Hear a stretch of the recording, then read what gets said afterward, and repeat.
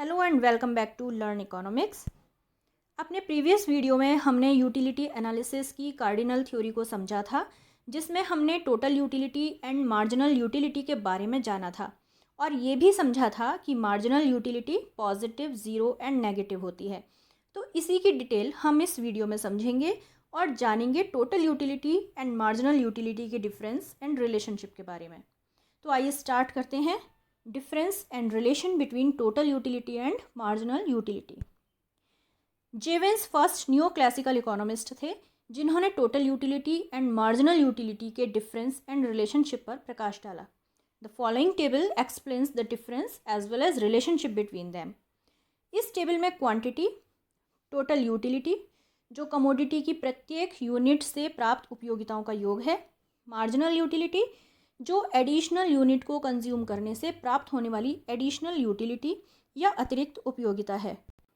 Suppose commodity gulab jamun है, तो जब कंज्यूमर किसी भी कमोडिटी का कंज्यूम नहीं करता अर्थात क्वांटिटी ज़ीरो है, तो उससे मिलने वाली उपयोगिता भी ज़ीरो होगी। और जब कंज्यूमर पहली यूनिट को कंज्यूम करता है, यानी जब कंज्यूमर पहला गुलाब जामुन खाता है, तब उससे प्राप्त कुल उपयोगिता 8 यूटिल्स है। यहाँ marginal utility TUN minus TUN minus 1 means 8 minus 0 equal to 8 है। जब उपभोक्ता सेकेंड यूनिट कंज्यूम करता है तो उससे प्राप्त टोटल यूटिलिटी 14 है तथा मार्जिनल यूटिलिटी 6 है। ये 6 जो है वो एक एडिशनल यूनिट को कंज्यूम करने से प्राप्त एडिशनल यूटिलिटी है और टोटल यूटिलिटी पहली तथा दूसरी यूनिट से प्राप्त उपयोगिताओं का योग है। यानी फर्स्ट यूनिट से 8 तथा सेकेंड यूनिट से 6 यूटिलिटी का योग 14 है। इसी प्रकार थर्ड यूनिट कंज्यूम करने से प्राप्त टोटल यूटिलिटी 18 तथा मार्जिनल यूटिलिटी 4 यूटिल्स होगी। अच्छा, यहाँ ध्यान देने वाली बात यह है कि अभी तक क्वांटिटी की एक एक्स्ट्रा यूनिट कंज्यूम करने से टोटल यूटिलिटी इंक्रीज तो हो रही है, बट डिमिनिशिंग रेट से इंक्रीज हो रही है। मीन्स कुल उपयोगिता फोर्थ यूनिट तक घटती हुई दर से बढ़ रही है। पहले 6 यूटिल्स बढ़ी, फिर 4, फिर 2। और मार्जिनल यूटिलिटी पर ध्यान दें तो ये घट रही है, अतः फोर्थ यूनिट तक तो टोटल यूटिलिटी डिमिनिशिंग रेट से इंक्रीज हो रही है और मार्जिनल यूटिलिटी घटती जा रही है।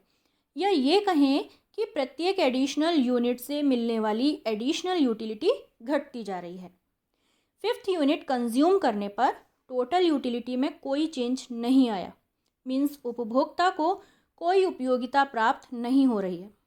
यहाँ टोटल यूटिलिटी अपने मैक्सिमम लेवल तक पहुँच चुकी है, अतः यहाँ मार्जिनल यूटिलिटी ज़ीरो होगी। यहाँ ये स्पष्ट है कि जब टोटल यूटिलिटी मैक्सिमम है तब मार्जिनल यूटिलिटी ज़ीरो होगी। अब 6th यूनिट कंज्यूम करने पर टोटल यूटिलिटी डिक्रीज़ होने लगती है, यानी उपभोक्ता अब गुलाब जामुन को देखना भी पसंद नहीं करेगा, तो यहाँ मार्जिनल यूटिलिटी नेगेटिव हो जाएगी। नेक्स्ट है difference between total utility and marginal utility. Number 1, total utility एक कमोडिटी की सभी यूनिट्स को कंज्यूम करने से प्राप्त उपयोगिताओं का योग है, जबकि मार्जिनल यूटिलिटी एडिशनल यूनिट को कंज्यूम करने से प्राप्त एडिशनल यूटिलिटी है। नंबर 2, टोटल यूटिलिटी कमोडिटी की वेरियस यूनिट्स या विभिन्न इकाइयों को कंज्यूम करने से प्राप्त मार्जिनल यूटिलिटीज़ का कुल योग है। दस total utility TU equal to summation of marginal utility या MU। जबकि MU जो है वो कमोडिटी के कंजम्पशन में एक यूनिट में चेंज होने के कारण टोटल यूटिलिटी में होने वाले चेंज को दर्शाता है। दस MU equal to change in total utility divided by change in quantity और MU equal to TUN minus TUN minus 1। Number 3, commodity की प्रत्येक एडिशनल यूनिट को कंज्यूम करने से टोटल यूटिलिटी तब तक इंक्रीज होती है जब तक मार्जिनल यूटिलिटी ज़ीरो ना हो जाए, और जैसे जैसे कमोडिटी को कंज्यूम करते जाते हैं मार्जिनल यूटिलिटी घटती जाती है। Number 4, total utility generally positive रहती है, जबकि मार्जिनल यूटिलिटी ज़ीरो या नेगेटिव भी हो सकती है। नंबर 5, जब मार्जिनल यूटिलिटी ज़ीरो होती है तब टोटल यूटिलिटी मैक्सिमम होती है। मार्जिनल यूटिलिटी टोटल यूटिलिटी में परिवर्तन की दर को निर्धारित करती है। नेक्स्ट है relation between total utility and marginal utility. इसके रिलेशन को हम इस डायग्राम की मदद से समझ सकते हैं। डायग्राम में ओ एक्स एक्सिस पर क्वांटिटी तथा ओ वाई एक्सिस पर यूटिलिटी है। टी यू टोटल यूटिलिटी और एम यू मार्जिनल यूटिलिटी को रिप्रेजेंट करता है। टी यू कर्व ए पॉइंट तक ऊपर की ओर बढ़ रहा है, ये यहाँ तक, ठीक है, तथा पॉइंट ए से बी तक, ये ए से बी तक टोटल यूटिलिटी कैसी है, कांस्टेंट। इट मीन्स कि फिफ्थ यूनिट का कंजम्पशन उसकी टोटल यूटिलिटी में कोई एडिशन नहीं कर रहा। ये दोनों point A and B total utility की मैक्सिमम हाइट को दर्शाते हैं। फिफ्थ क्वांटिटी पर point B maximum total utility को रिप्रेजेंट करता है, ये जो फिफ्थ पॉइंट पर, ठीक है। जब फिफ्थ क्वांटिटी कंज्यूम की उस समय टोटल यूटिलिटी कितनी है, मैक्सिमम है, जबकि मार्जिनल यूटिलिटी यहाँ कितनी है, ज़ीरो।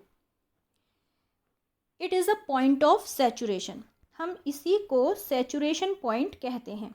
सैचुरेशन पॉइंट मीन्स कि कर्व अपने मैक्सिमम लिमिट तक पहुँच चुका है, बिल्कुल मैक्सिमम लेवल तक पहुँच गया है, और एक एडिशनल यूनिट के साथ कर्व यहाँ से डाउनवर्ड मूव करना शुरू कर देगा।